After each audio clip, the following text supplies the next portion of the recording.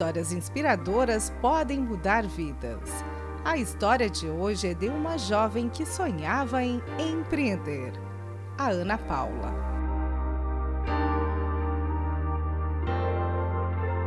Eu acho que essas histórias têm a ver com a nossa personalidade, assim. Eu, desde pequena, costumo dizer que eu sempre fui muito mandona, né? Então, eu tinha características que eram características de quem gostaria de liderar, né? Então, são características minhas. E eu coloquei na minha cabeça que eu queria ser dona de alguma coisa, só que eu não sabia do que era. E, num determinado momento da minha vida, eu fui fazer estágio numa escola e foi aí que eu percebi que o meu negócio seria uma escola. Eu só não sabia escola do quê. Novamente conectado com a minha personalidade, porque eu gosto de pessoas, eu sou muito dinâmica e escola é isso, né? Principalmente uma escola presencial, né? A gente lida com o cliente todo dia, é uma gama de pessoas muito grande. E quando eu defini que seria uma escola, eu fui atrás de um planejamento financeiro para poder ver a viabilidade financeira, né? Outra característica minha é o desejo, né? A ambição positiva, né? De ter condições financeiras para poder bancar os meus sonhos, né? Isso tudo é que conduz para o empreender, né? O sonho da Ana começou a tomar forma na faculdade, um período importante e também de novas escolhas. Eu me formei e durante a faculdade eu fiz o planejamento, assim, na época a gente chamava plano de negócios, que é a constituição de uma empresa, né, com todas o SWOT, tudo aquilo que se fazia, né, há 23 anos atrás, para poder viabilizar uma empresa com uma certa, vamos botar assim, segurança, né.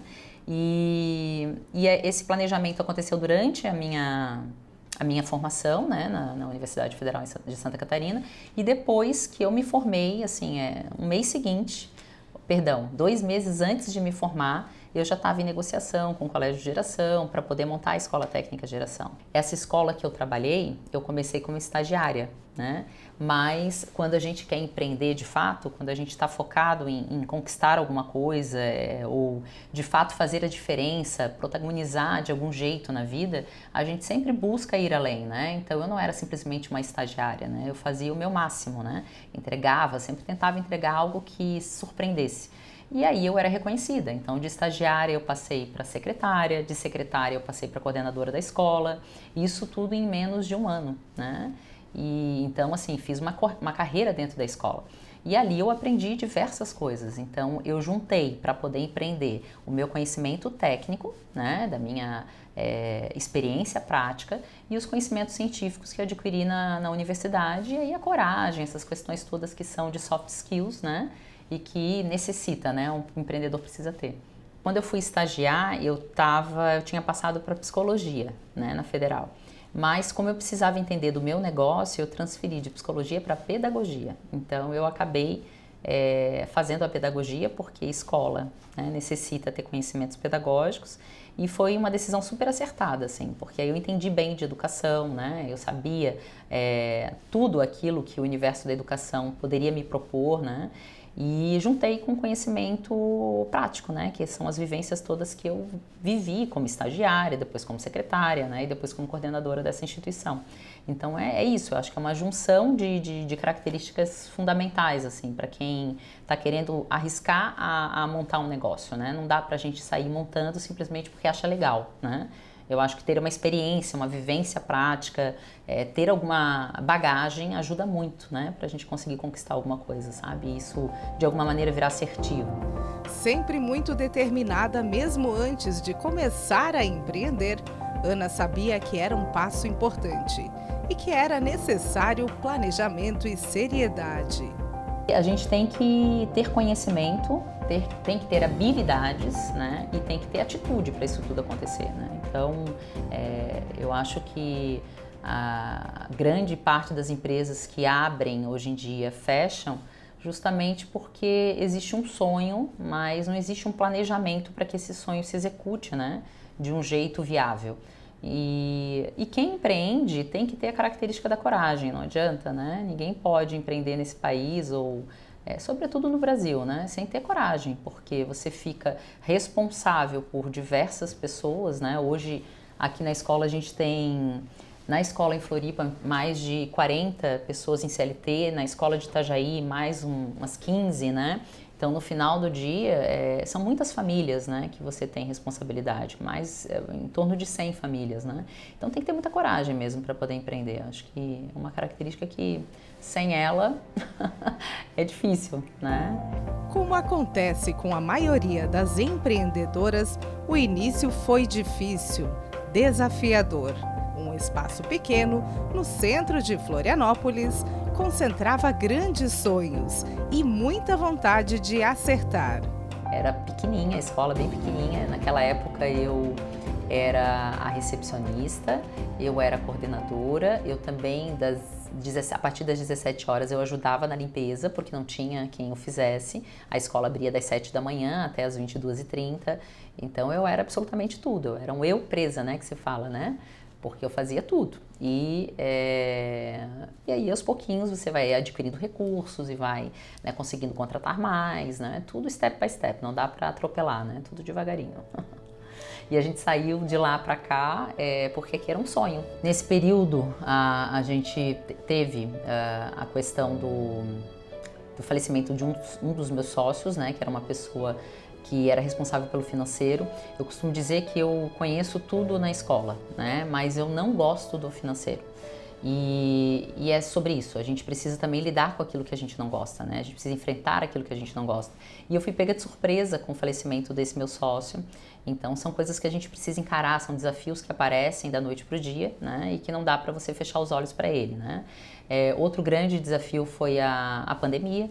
Então, nós somos uma escola presencial da saúde, né? E a pandemia nos colocou numa condição no D+1 ali, ter que colocar a escola inteira no online, né?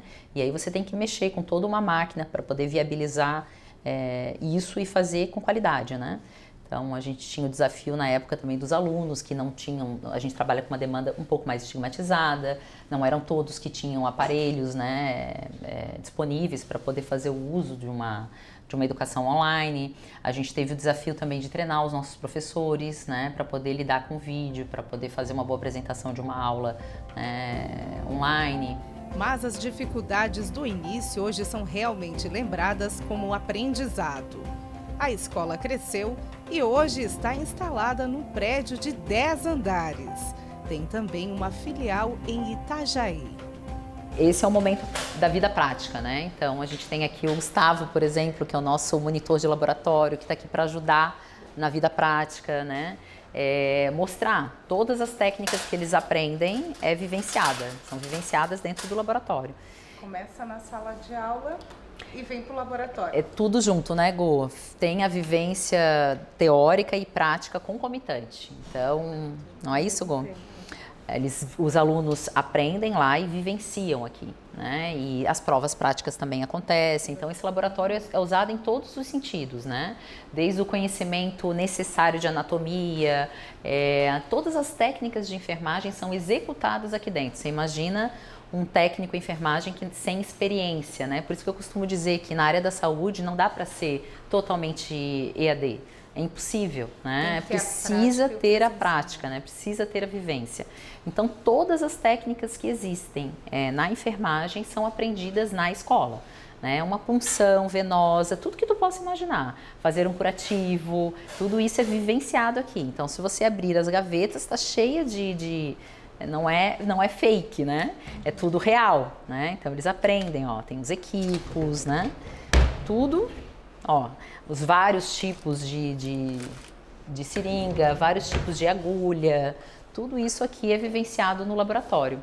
E igual a esse, nós temos também o laboratório de radiologia, que aí lá já é diferente, é um equipamento radiológico. Nós temos uma cozinha industrial aqui para a gente poder falar sobre a prevenção, a questão dos alimentos. E é isso, né? Educação técnica é prática. A gente precisa, tudo aquilo que ensina na teoria, ter uma aplicabilidade prática. Além da estrutura física, Ana Paula conta com uma equipe muito especial. Profissionais preparados que caminham juntos na estrada do conhecimento e dos negócios. Trabalhar com a Ana é se sentir motivada diariamente, né? A Ana ela é uma grande líder, a Ana é uma inspiração e eu tenho uma relação de confiança e de segurança com a Ana muito grande, né? Nós temos uma conversa muito franca, eu tenho um olhar de dono, né? Eu não estou aqui apenas trabalhando, eu estou aqui me desenvolvendo também, né?